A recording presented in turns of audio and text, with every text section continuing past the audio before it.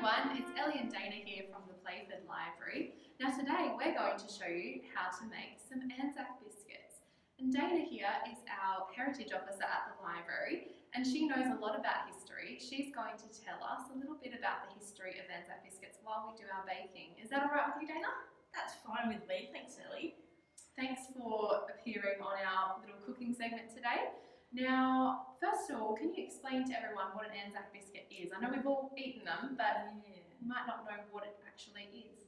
So, I guess ANZAC biscuits, or just soldiers' biscuits as they were first called, actually came about during World War I, which was over 100 years ago now, so a long time ago. Yeah. So the women in Australia were concerned that their soldiers weren't getting enough nutrition or food. So what they did was came up with a recipe, a biscuit recipe that they could send overseas. Now, 100 years ago, there was no refrigeration and no aeroplanes to transport things, so things had to go by ship, so it took a long time. How long did it take to get things on over by ship? Or at least 6 weeks.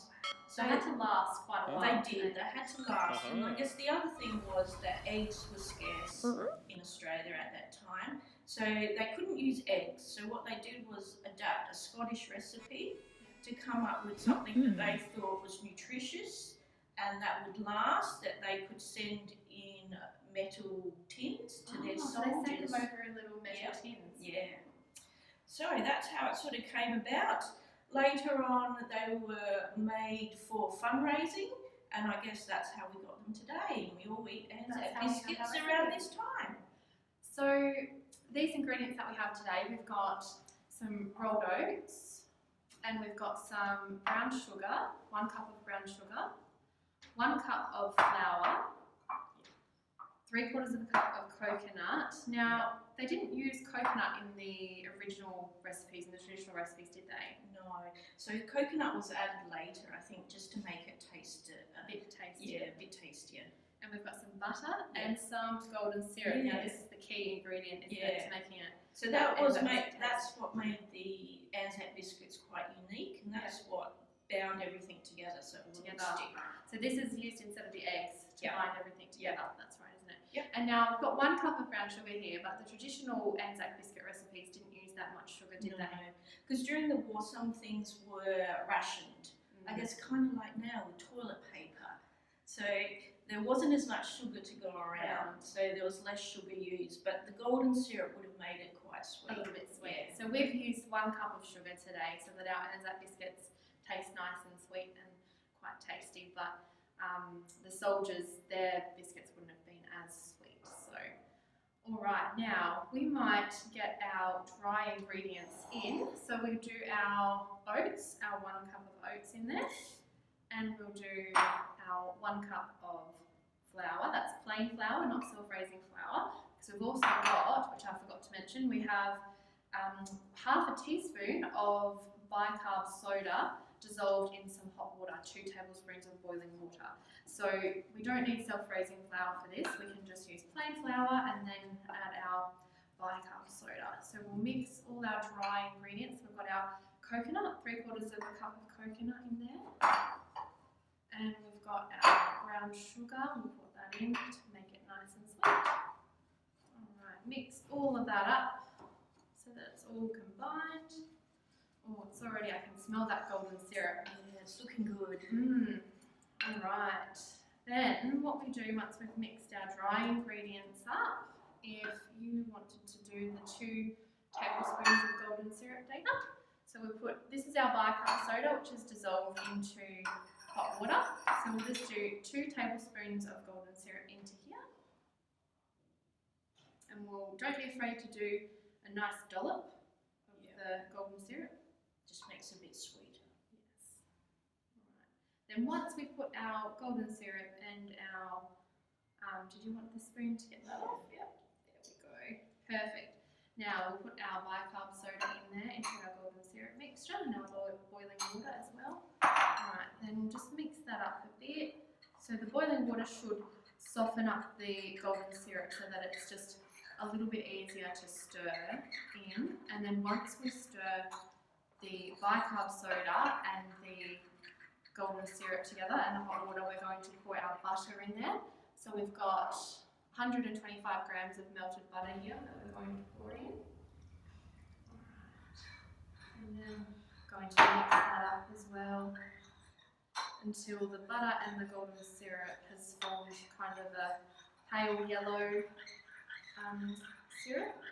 This is actually pretty easy, isn't it? It is pretty easy. There's not too many ingredients. And I reckon everyone can make this. I know. I think at home you would be able to do this with some help from your parents. Yeah. Make sure that you get your parents' help with the boiling water and with the oven, because the boiling water will be very hot when you pour it in, and the oven can get very hot as well. I know I've burnt my hands quite a few times on the oven, Dana. And also, we forgot to mention, we've washed our hands very thoroughly before starting. So we sing Happy Birthday 2 times, or the hand washing song. Make sure that you wash your hands before you start, so that they're nice and clean. Alright. Now, I think that's it's kind of looking good. You need to make sure that all the golden syrup's all nice and mixed in and it's not separated with the butter. So once that's all mixed in, we're going to pour that into our dry mixture, and then we're going to mix it all around a bit more. Lots of mixing to do. I just might have a sip of my hot cocoa here while you're mixing away. And hot cocoa was something else that the soldiers used to have. So there was no sort of soft drinks or anything, but they did drink hot cocoa and tea while they were fighting. So, Yum. Hot cocoa. I forgot sugar. Yeah. Did they add sugar to it? Probably not, because sugar was probably pretty scarce. So yeah, that's true. Very it's probably rapid. an acquired taste. And the other thing I got here, Ellie, is some biscuits. Now these are special biscuits called hard tack. So I've made them specially for you. For me? Yeah. So wait, okay, one for you, one for me. Okay. Alright, so I'm just going to show you everyone these. Hard Now, tack biscuits. these were called soldiers' biscuits at one time, and then they started to call it tack. And tack is actually a British sailor's slang word for food. Hard food. Hard food. And when I say hard, I mean hard. So it's not actually possible just to eat it. No. So that's where the hot cocoa comes in. People would dip it in there to make it softer. Or they would actually grate it and then add some water to make like a oatmeal. Oh, So to eat for breakfast. yeah. So otherwise, you might break your teeth on it. It's that hard. Oh, So wow. this is something that you can make that lasts a long time. Actually, I made these 3 years ago, and they're still good. So we'll try them later. Okay, so I think that looks all mixed. That was So, fantastic. and it smells so yummy. The coconut and the golden syrup together smell delicious. They're really starting to smell like ANZAC biscuits. Now, we're going to grab our spoons. We'll grab 2 spoons to just spoon the mixture out of the tray. Now, some people like to roll them into balls to make them nice round biscuits, but I like my ANZAC biscuits to be a little bit ragged around the edges. So I think we might put this over here in the middle, and then we'll just spoon tablespoons of our mixture onto the tray. How much should we put on? So Is about that too a much? tablespoon. Yeah. So if you just fill your tablespoon up with your mixture, Mine's a bit little. and make sure that they are a little bit apart on the tray, otherwise they might all go into each other while they're cooking. So ANZAC biscuits do tend to spread out a little bit. So, And how fat should they be? I'd say, If they're fatter, will they be chewier? I think if you make them thinner, they'll be a little bit crispier, but if you make them a little bit higher, a bit more rounded, they'll be chewier. So, and we're going to cook these for 15 minutes to make them nice and chewy. I like my ANZAC biscuits chewy, but if you want to make them nice and crispy, you can cook them for 20 minutes and make them crispy around the edges. So It's up to you how long you would like to cook them for, but generally about 15 to 20 minutes. Cool. And Ellie, I noticed you're wearing a poppy today. I am. So this is I've got one that poppy I too. have. You made these, Dana, didn't you? You Yeah. made these poppies. So can you tell me why people wear poppies? Well, that also started from World War One, and it really came about from a poem and a lady. So a poem that was written by Lieutenant McRae, and he was a Canadian soldier. He was actually in World War One, and he wrote a poem called In Flanders Field.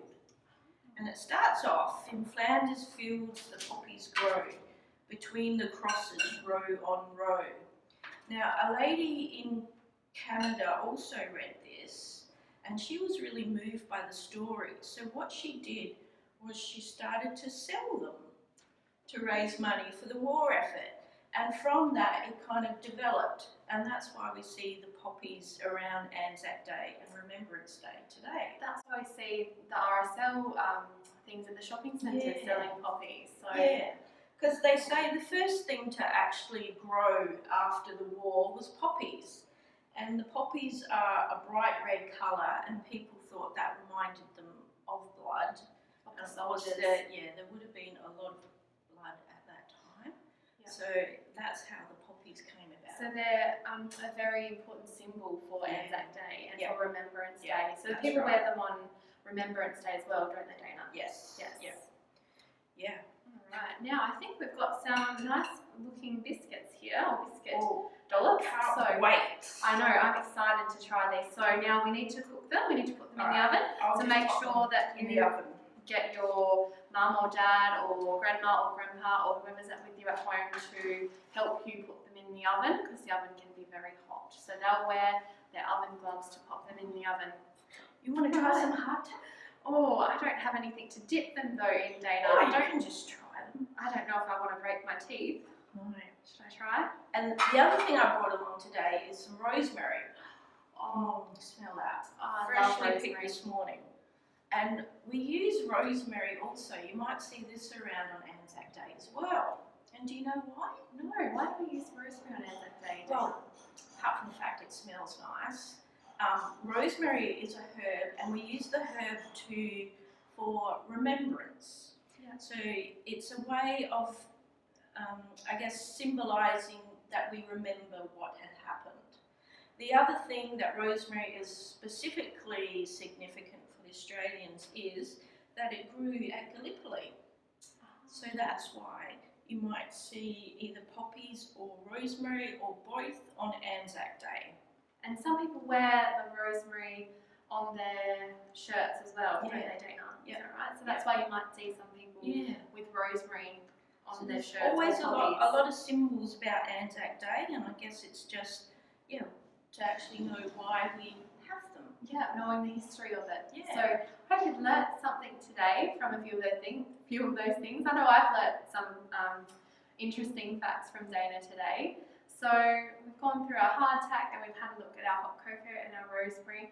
Now I have another question for you, Dana. I have made a wreath of poppies out of some paper plate that I had at home. That's awesome. And I had some red cupcake liners and just some pieces of black foam and some green paper. I've cut out the leaves. So you could, if you at home had just plain paper, cupcake liners, you could colour those in with red texture or red pencils. I found this idea online and made my craft wreath, but I'm not sure. I know the significance of poppies now, Dana, but why would they go on the wreath like this? I've seen them before. Yeah, so I guess we put wreaths on, at funerals when people die, and on memorials as well. So again, it's just another way of remembrance. Yeah. It's all about remembering. So if you would like to make that at home, if you have a paper plate or even just some paper, you could cut out a hole, cut out a circle, like a donut shape, and then put your paper plates, or you could even just do some paper circles. You could be creative as you like, trying to find some different things that you could colour in red to pop on your wreath. if you'd like to do that at home.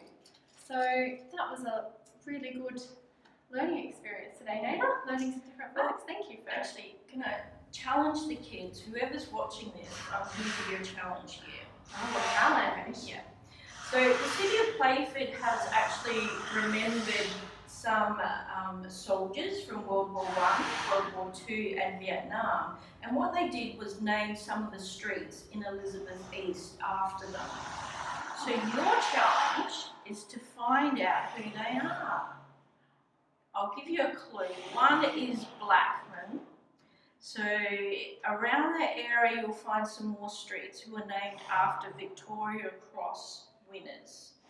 And Victoria Cross is the highest military honour a person can get. Yeah. So these people are well known, and see if you can find out what the streets are. And if they find the streets, if at home, if you find the streets, yep. So how will they let us know? Will they email us, or well, they can email or tag, make comments on this make video. Comments on this video? Yeah. But you can't eat your ANZAC biscuits till you find out who some of those Victorian Cross winners are. Well, speaking of ANZAC biscuits, I wonder if ours are looking ready yet. Shall we I'll go and check. Look?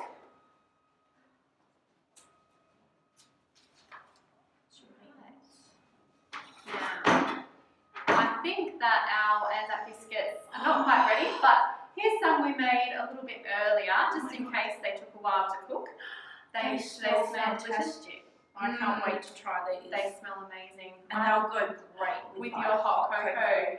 Yeah. You can dunk some in there. Yeah. And let us know in the comments how you like to enjoy your ANZAC biscuits. Do you dunk them in hot chocolate, or do you like them by themselves, or do you like them crispy, or do you like them chewy? Let us know in the comments what your favourite way to eat your ANZAC biscuits is. I think I'm a chewy person. Me too. I like to have mine nice and chewy. Me too.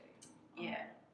Thanks for watching, everyone, and I hope that you enjoy your ANZAC biscuit making. Now I'm just going to take these away. Okay. Okay, so I'll see you later. Make sure you save some for me. Okay. Have just one for you. Maybe more than one. Like, oh bugger. Okay. All right then. Okay. Thanks for watching, everyone. We'll see you later.